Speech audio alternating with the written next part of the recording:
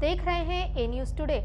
इन दिनों एक खबर चर्चा का विषय बनी हुई है जिसने सभी को असमंजस में डाल रखा है, जिसमें एक भारतीय नागरिक को यमन की अदालत ने मौत की सजा सुनाई है। जी हां, यमनी नागरिक की हत्या के मामले में यमन की सुप्रीम कोर्ट ने भारतीय मूल की मलयाली नर्स निमिषा प्रिया की याचिका खारिज कर दी है। सुप्रीम कोर्ट ने उन्हें मौत की सजा का फरमान सुनाया है।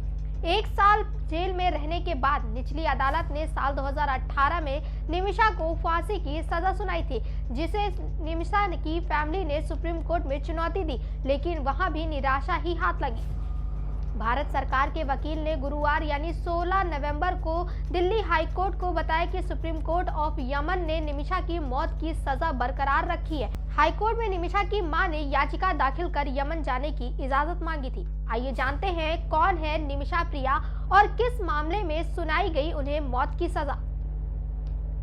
निमिषा प्रिया केरल के पलक्कड़ जिले की रहने वाली है, जो साल 2014 या शायद उससे भी पहले अपने पति के साथ यमन चली गई थी। हालांकि फाइनेंशियल क्राइसिस के चलते उनके पति और बच्चे वापस लौट आए, लेकिन निमिषा वहीं रही। यमन में रहकर उन्होंने अपना क्लिनिक खोल लिया।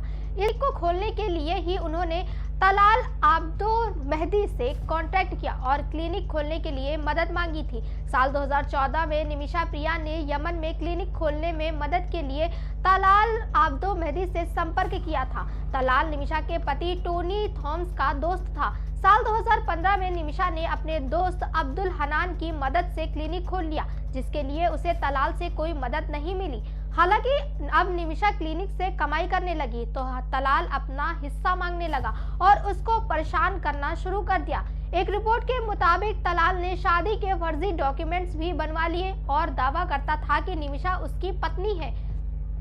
वही साल 2016 में निमिषा ने तलाल की शिकायत पुलिस में दर्ज कर दी। इसके बाद से उसे गिरफ्तार कर लिया गया, पर जैसे ही वो जेल से बाहर आया तो उसने निमिषा का पासपोर्ट अपने पास रख लिया। 2017 में अपना पासपोर्ट वापस लेने के लिए निमिषा ने तलाल को नशीला इंजेक्शन दिया था ताकि उसको काबू में कर सके।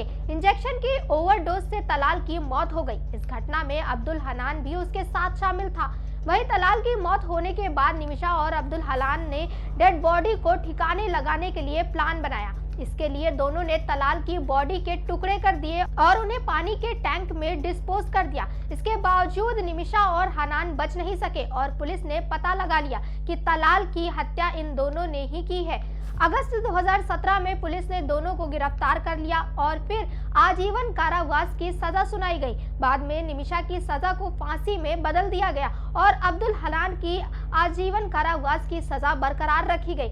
निमिषा प्रिया ने अपने ऊपर लगे आरोपों पर कहा कि तलाल उसको टॉर्चर करता था और कई बार मारपीट भी की। उसका कहना है कि तलाल नशीले पदार्थों का सेवन करता था और कई बार निमिषा को बहुत परेशान भी करता था। शीर्ष अदालत ने केंद्र से जवाब मांगा था और स्थिति रिपोर्ट दाखिल करने का निर्देश दिया था। उच्च न्यायालय ने शुक्रवार को यानी सरकार को उन लोगों की एक सूची तैयार करने का निर्देश दिया जिन्हें यमन की यात्रा करने की अनुमति दी जा सकती है। वहीं अब सवाल ये उठता है कि निमिषा प्रिया के पास अब क्या विकल्प है। केंद्र सरकार ने दिल्ली हाई कोर्ट में कहा कि यमन के राष्ट्रपति ही निमिषा प्रिया की मौत की सजा माफ कर सकते हैं। अगर यमन के राष्ट्रपति रशद अल अलीमी निमिषा प्रिया की सजा के खिलाफ याचिका पर फैसला लेंगे तो मौत की सजा माफ हो सकती है। पिछले साल 2022 में तलाल अब्दु मेहदी के परिवार ने ब्लड मनी के तौर पर 50 मिलियन यमनी रियाल यानी 1,52,32,757 रुपए की मांग की थी। यमनी अधिकारियों ने जेल में निमिषा से मिलकर पीड़ित परिवार की इच्छा भी बताई थी। हालांकि इससे पहले निमिषा के परिवार ने मेहदी की फैमिली को ब्लड मनी की पेशकश की थी, लेकिन वे निमिषा को फांसी की सजा पर अड़े थे।